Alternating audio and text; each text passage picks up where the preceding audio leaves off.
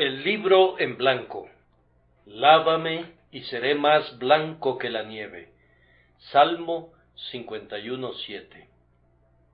Me aventuro a decir que la mayoría de ustedes ya se ha enterado de un librito que un viejo teólogo usaba constantemente para estudiar, y cuando sus amigos se preguntaron qué contendría ese libro, él les dijo que esperaba que todos lo conocieran y lo entendieran, pero que no contenía ni una sola palabra. Cuando lo revisaron, descubrieron que sólo constaba de 3 hojas. La primera era negra, la segunda era roja y la tercera era completamente blanca. El viejo ministro solía contemplar fijamente la hoja negra para recordarse a sí mismo su condición pecadora por naturaleza. Luego contemplaba la hoja roja para traer a su memoria la sangre preciosa de Cristo, y después miraba la hoja blanca para representarse la perfecta justicia que Dios ha dado a los creyentes mediante el sacrificio expiatorio de Jesucristo su Hijo. Queridos amigos, quiero que ustedes lean ese libro esta noche, y yo mismo deseo también leerlo. Que Dios el Espíritu Santo, misericordiosamente, nos ayude a hacerlo para nuestro provecho. Primero, contemplemos la hoja negra. Hay algo sobre esto en el texto, pues la persona que utilizó esta oración dijo, lávame. Entonces estaba negro y necesitaba ser lavado, y la negrura era de un tipo tan peculiar que se necesitaba un milagro para limpiarla, de manera que alguien que había estado negro se volviera blanco y lo fuera de tal manera que quedara más blanco que la nieve. Si consideramos el caso de David, cuando escribió este salmo, veremos que estaba muy negro. Había cometido el horrible pecado de adulterio, que es un pecado tan vergonzoso que sólo podemos aludir a él conteniendo la respiración. Es un pecado que involucra mucha infelicidad para otros seres, además de las personas que lo cometen. Es un pecado que, aunque los culpables se arrepientan, no puede revertirse. Es por completo un crimen sumamente repugnante y atroz contra Dios y contra el hombre, y quienes lo han cometido, en verdad, necesitan ser lavados. Pero el pecado de David era aún mucho más grave debido a las circunstancias en las que se encontraba colocado. Él era como el propietario de un gran rebaño que no tenía ninguna necesidad de tomar la única corderita de su vecino, ya que tenía muchas ovejas propias. En su caso, el pecado era enteramente inexcusable, pues David sabía muy bien cuán grande mal era ese. Era un hombre que se había deleitado en la ley de Dios, y meditaba en ella de día y de noche. Por tanto, conocía el mandamiento que expresamente prohibía ese pecado. Así que, cuando pecó de esta manera, pecó como quien toma un trago de veneno, no por error, sino sabiendo bien cuáles serían las consecuencias al beberlo. Se trataba de una maldad intencionada de parte de David, para la cual no podía haber ni el más mínimo atenuante. Hay todavía algo peor. David no sólo conocía la naturaleza del pecado, sino que también conocía la dulzura de la comunión con Dios, y debe de haber tenido un claro sentido de lo que significaría para él perderla. Su comunión con el Altísimo había sido tan estrecha, que era llamado un varón conforme al propio corazón de Dios. Cuán dulcemente ha cantado acerca de su deleite en el Señor. Ustedes saben que en sus momentos más felices, Cuando quieren alabar al Señor con todo su corazón, no pueden hallar expresiones mejores que las que David les dejó en sus salmos. Cuán horrible es que el hombre, que había estado en el tercer cielo de comunión con Dios, haya pecado de esta repugnante manera. Además, David había recibido de manos del Señor muchas misericordias providenciales. ¿No era sino un pastor mozalbete que alimentaba el rebaño de su padre? Cuando Dios lo tomó y lo hizo rey sobre Israel, el Señor también lo libró de las garras del león y de las garras del oso. Lo capacitó para vencer y matar al gigante Goliat y para escapar de la maldad de Saúl cuando le daba caza como a una perdiz en los montes. El Señor lo preservó de muchos peligros y al final lo estableció firmemente en el trono. Sin embargo, después de todas estas liberaciones y misericordias, este hombre, tan grandemente favorecido por Dios, cayó en este vil pecado. Luego también constituía una agravación adicional que el pecado de David hubiera sido cometido en contra de Urías. Si leen la lista de los valientes de David, encontrarán al final el nombre de Urías Eteo. Él había estado con David cuando fue proscrito por Saúl y había acompañado a su líder en sus correrías y había participado en sus peligros y privaciones. Así que fue una vergonzosa retribución de parte del rey que le robara a la esposa a su fiel seguidor, que estaba en aquel preciso momento combatiendo contra los enemigos del rey. Escudriñando a lo largo de toda la Escritura, o por lo menos en todo el Antiguo Testamento, no sé dónde tengamos algún registro de un peor pecado cometido por alguien que fuera, no obstante, un verdadero hijo de Dios. Así que David tenía una buena razón para implorarle al Señor: lávame, pues en verdad estaba negro, con una negrura especial y peculiar.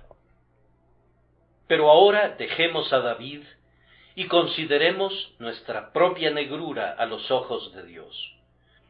¿Acaso no hay, querido amigo mío, alguna negrura peculiar en torno a tu caso como pecador delante de Dios? Yo no podría esbozarla, pero te pido que hagas memoria ahora para que tu alma pueda ser humillada debido a ella. Tal vez tú seas hijo de unos padres cristianos, o hayas sido objeto de tempranas impresiones religiosas, o pudiera ser que hayas sido favorecido especialmente por Dios de otras maneras. Sin embargo, has pecado contra Él, has pecado contra la luz y el conocimiento, has pecado contra las lágrimas de una madre y las oraciones de un padre, y contra las amonestaciones y las advertencias de un pastor. Una vez estuviste muy enfermo y pensaste que ibas a morir, pero el Señor perdonó tu vida y te restauró la salud y el vigor. Pero tú volviste otra vez a tu pecado, como el perro vuelve a su vómito o la puerca lavada a revolcarse en el cieno. Posiblemente te haya alarmado un súbito sentido de culpa, de tal manera que no pudiste disfrutar tu pecado, y sin embargo no pudiste romper con él. Gastaste tu dinero en aquello que no era pan, y gastaste tu labor en lo que no te satisfizo, y sin embargo proseguiste desperdiciando tu dinero en una vida desenfrenada hasta llegar a la mendicidad, pero incluso esa condición no te destetó del pecado. En la casa de Dios recibiste muchas solemnes advertencias y regresaste a tu hogar resuelto a arrepentirte una y otra vez, pero tus resoluciones se desvanecieron pronto, como la nube mañanera y el rocío del alba, dejándote más endurecido que nunca. Yo recuerdo a John Gao en Exeter Hall describiéndose en sus días de embriaguez como si montara un caballo salvaje que lo llevaba apresuradamente hacia su destrucción, hasta que una mano más poderosa que la suya tomó las riendas, hizo sentar al caballo sobre sus ancas y rescató al temerario jinete. Era un cuadro terrible, pero era una representación fiel de la conversión de algunos de nosotros. Cómo espoleábamos a ese caballo salvaje y lo apremiábamos a una mayor velocidad en su loca carrera hasta parecer como si fuésemos a cabalgar por encima de ese ser clemente que había resuelto salvarnos. Eso era pecado, en verdad, no meramente contra los dictados de una conciencia iluminada y contra las advertencias que nos eran dadas continuamente, sino que era lo que el apóstol llama pisotear al Hijo de Dios, considerar la sangre del pacto como una cosa profana y despreciar al Espíritu de gracia.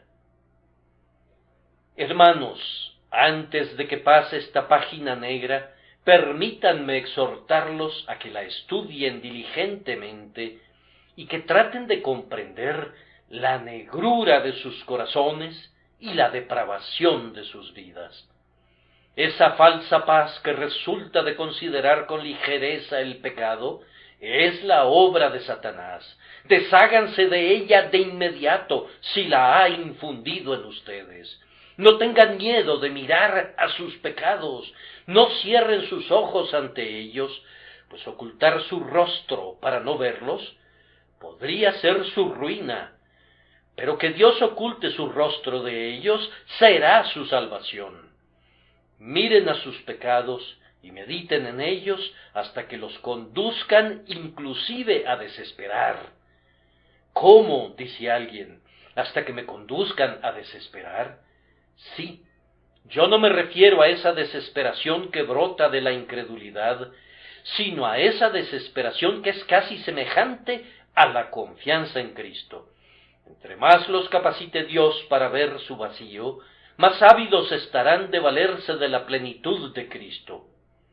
Yo siempre he comprobado que, conforme ha crecido mi confianza en el yo, mi confianza en Cristo ha disminuido. Y conforme mi confianza en el yo ha disminuido, mi confianza en Cristo ha crecido. Entonces, yo los exhorto a que tengan una visión honesta de su propia negrura de corazón y de vida, pues eso hará que oren con David: lávame y seré más blanco que la nieve. Pésense en las balanzas del santuario, que nunca yerran ni en el más mínimo grado. No necesitan exagerar ni un solo elemento de su culpa, pues tal como son, encontrarán demasiado pecado dentro de ustedes si el Espíritu Santo los capacitara para verse como son en la realidad. Pero ahora hemos de pasar a la segunda hoja, la hoja de color rojo sangre del libro sin palabras, que trae a nuestra memoria la preciosa sangre de Cristo. Cuando el pecador clama, lávame, tiene que haber alguna fuente de limpieza donde pueda ser lavado y quedar más blanco que la nieve. Y sí la hay. Pero es sólo la sangre carmín de Jesús la que puede lavar la mancha carmesí del pecado. ¿Qué es lo que hay acerca de Jesús que le hace capaz de salvar a todos los que vienen a Dios por él? Este es un asunto sobre el cual los cristianos tienen que meditar mucho y deben hacerlo con frecuencia. Traten de entender, queridos amigos, la grandeza de la expiación. Vivan mucho bajo la sombra de la cruz. Aprendan a contemplar el fluir de la preciosa sangre del Salvador, sabiendo por divina seguridad que Él ha hecho su paz con Dios. Sientan que la sangre de Cristo fue derramada por ustedes, incluso por ustedes. No estén satisfechos nunca hasta que aprendan el misterio de las 5 llagas. No estén contentos nunca mientras no sean plenamente capaces de comprender con todos los santos, cual sea la anchura, la longitud, la profundidad y la altura, y de conocer el amor de Cristo, que excede a todo conocimiento. El poder de Jesucristo para limpiar del pecado reside, primero, en la grandeza de su persona. No es concebible que los sufrimientos de un simple hombre, sin importar cuán santo o grande pudiera haber sido, expiara los pecados de la multitud entera del pueblo escogido del Señor. Fue debido a que Jesucristo era una de las personas de la Divina Trinidad. Fue debido a que el Hijo de María era nada menos que el Hijo de Dios. Fue debido a que aquel que vivió y trabajó y sufrió y murió era el grandioso Creador, sin quien nada de lo que ha sido hecho fue hecho, que su sangre tiene tal eficacia que puede lavar y dejar tan limpios a los más negros pecadores que quedan más blancos que la nieve. La muerte del mejor hombre que haya existido jamás no podría ser una expiación ni siquiera por sus propios pecados, mucho menos podría expiar la culpa de otros. Pero cuando Dios mismo se despojó a sí mismo, tomando forma de siervo, hecho semejante a los hombres, y se humilló a sí mismo, haciéndose obediente hasta la muerte y muerte de cruz, no se le puede poner ningún límite al valor de la expiación hecha por él. Nosotros sostenemos de manera sumamente firme la doctrina de la redención particular, que Cristo amó a la Iglesia y se entregó a sí mismo por ella, pero nosotros no sostenemos la doctrina del valor limitado de su preciosa sangre. No puede haber ningún límite para la deidad.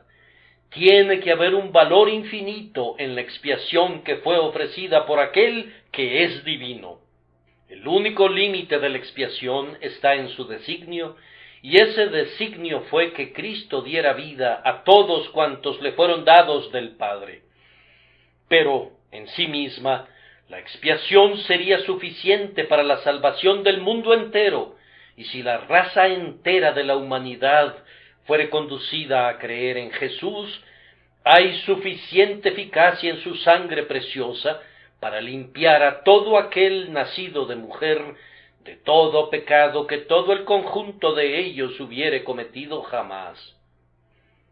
Pero el poder de la sangre limpiadora de Jesús radica también en los intensos sufrimientos que soportó al hacer expiación por su pueblo. No hubo nunca un caso como el de nuestro precioso Salvador. En lo que atañe a sus sufrimientos físicos, pueden haber existido algunos que hayan soportado tanto como él, pues el cuerpo humano es capaz sólo de una cierta cantidad de dolor y agonía, y otras personas junto a nuestro Señor han alcanzado ese límite. Pero hubo un elemento en sus sufrimientos que nunca estuvo presente en ningún otro caso. El hecho de que su muerte fuera en el lugar, en la posición y en sustitución de su pueblo, el único gran sacrificio por la totalidad de sus redimidos, hace que su muerte sea enteramente única, de tal manera que ni siquiera los más nobles dentro del noble ejército de mártires pueden participar de la gloria con él. Sus sufrimientos mentales también constituyeron una parte muy vital de la expiación. Los sufrimientos de su alma fueron el alma misma de sus sufrimientos. Si tú puedes comprender la amargura de la traición que sufrió por uno que había sido su seguidor y amigo, y el abandono que experimentó por todos sus discípulos, la acusación formal por sedición y blasfemia ante criaturas que él mismo había hecho, si pudieran comprender lo que fue para él, que no cometió pecado, ser hecho pecado por nosotros, y que fuera puesta sobre él la iniquidad de todos nosotros, Si pudieran formarse una idea de cuánto aborrecía el pecado y rehuía de él, podrían formarse una ligera idea de lo que tiene que haber sufrido su naturaleza pura por culpa nuestra. Nosotros no rehuimos el pecado como lo hacía Cristo, porque estamos acostumbrados a él. Una vez fue el elemento en el que vivíamos y nos movíamos y teníamos nuestro ser. Pero su naturaleza santa rehuía el mal, así como una planta sensible se aparta cuando se la toca. Pero sus peores sufrimientos deben de haber sido cuando la ira de su Padre fue derramada sobre él, al soportar lo que su pueblo merecía soportar, pero que ahora no tendrá que soportar nunca. Las olas de creciente dolor se estrellaban contra su pecho, y montañas de ira omnipotente pesaban sobre su alma. El hecho de que su padre haya escondido su rostro de él de tal manera que clamara en su agonía: Dios mío, ¿por qué me has desamparado?, debe de haber sido un auténtico infierno para él. Este fue el tremendo trago de ira que nuestro Salvador bebió por nosotros hasta sus últimos sedimentos, para que nuestra copa no pudiera contener ni una gota de ira jamás. Tiene que haber sido una gran expiación esa que fue comprada a un precio tan grande. Podemos pensar en la grandeza de la expiación de Cristo de otra manera. Tiene que haber sido una gran expiación la que ha transportado en forma segura a tantas multitudes de pecadores al cielo, y que ha salvado a tantos grandes pecadores, y los ha transformado en santos refulgentes. Tiene que ser una gran expiación la que ha de llevar todavía a innumerables miríadas a la unidad de la fe y a la gloria de la Iglesia de los primogénitos que están inscritos en el cielo. Es una expiación tan grande, pecador, que si confías en ella, serás salvo por ella sin importar cuántos y cuán graves pudieran haber sido tus pecados. ¿Tienes miedo de que la sangre de Cristo no sea lo suficientemente potente para limpiarte? ¿Acaso temes que su expiación no pueda soportar el peso de un pecador como tú? Me enteré el otro día acerca de una necia mujer de Plymouth, quien durante un buen tiempo no quería pasar sobre el puente Saltash porque no lo consideraba seguro. Cuando, a la larga, después de ver el enorme tráfico que pasaba con seguridad sobre el puente, fue inducida a tener confianza en el puente, temblaba grandemente todo el tiempo y no tuvo tranquilidad mental hasta que lo dejó atrás. Por supuesto que todo el mundo se rió de ella por pensar que esa estructura tan sólida no pudiera soportar su liviano peso. ¿Pudiera haber algún pecador en este edificio que tenga miedo de que el gran puente que la eterna misericordia ha construido a un costo infinito, a través del golfo que nos separa de Dios, no sea lo suficientemente fuerte para soportar su peso? Si es así, debe permitirme que le asegure que a través de ese puente del sacrificio expiatorio de Cristo, han cruzado millones de pecadores tan viles y corruptos como él, y el puente ni siquiera ha temblado bajo su peso, y ninguna de sus partes se ha torcido o desplazado jamás.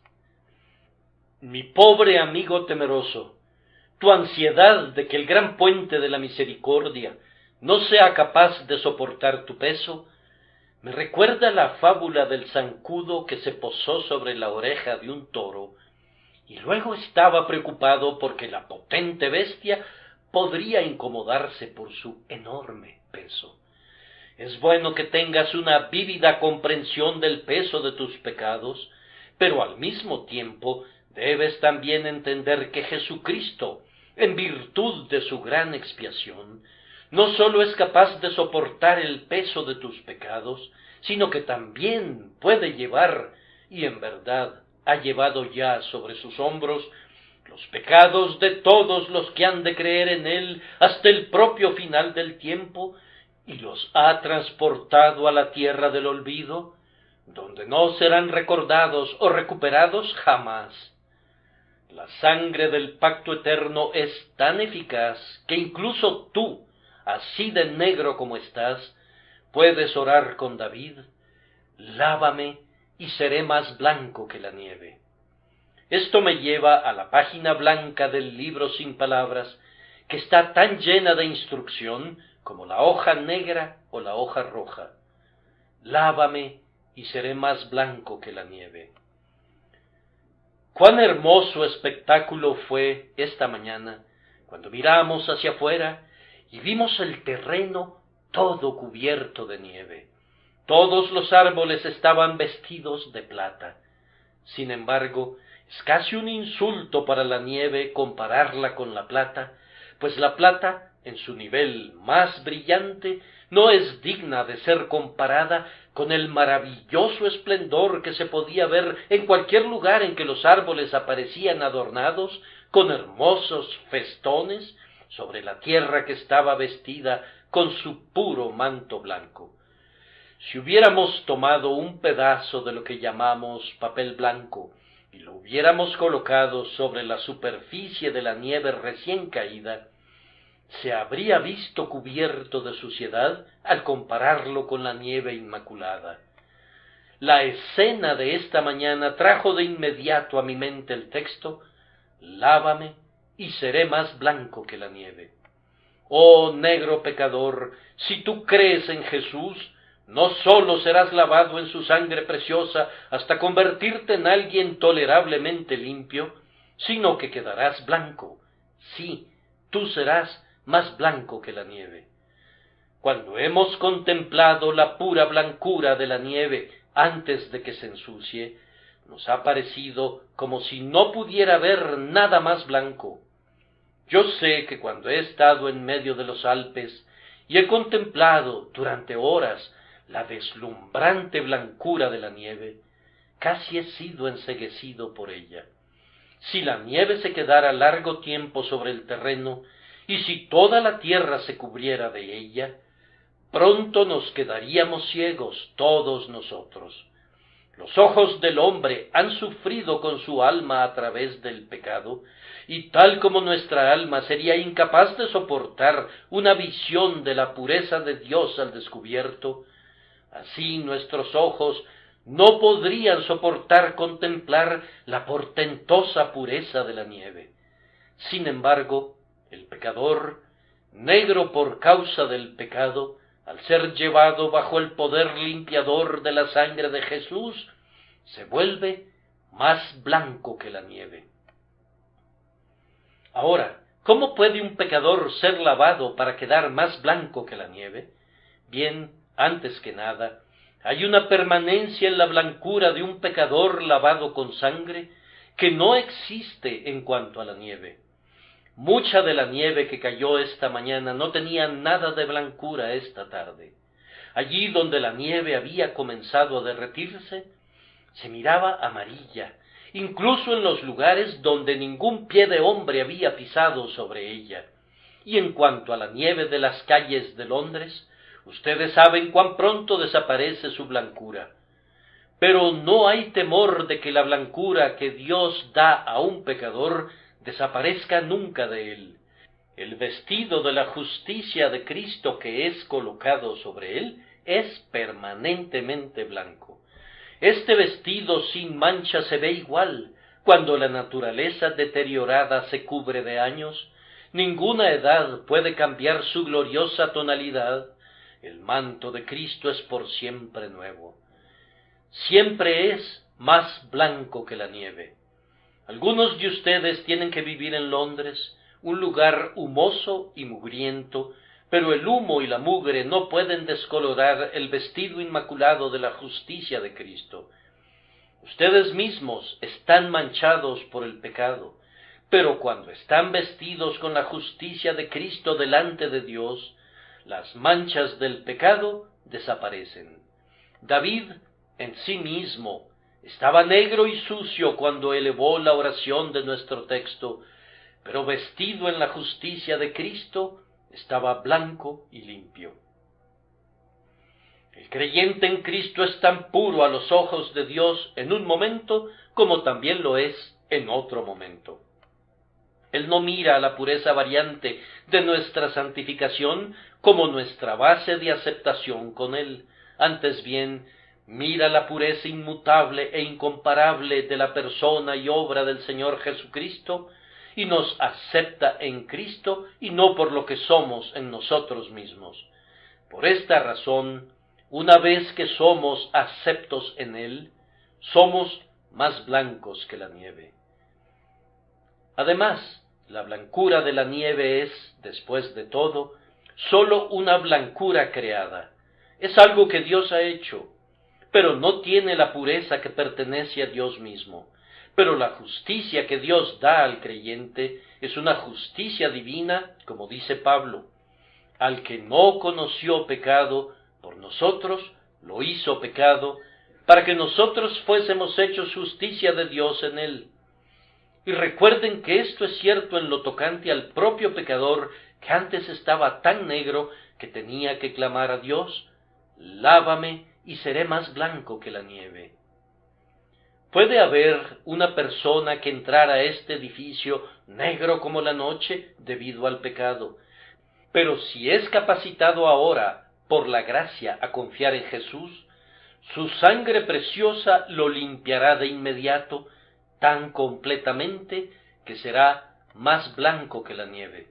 La justificación no es una obra que va por grados, no progresa de una etapa a otra, sino que es la obra de un momento y es completada instantáneamente.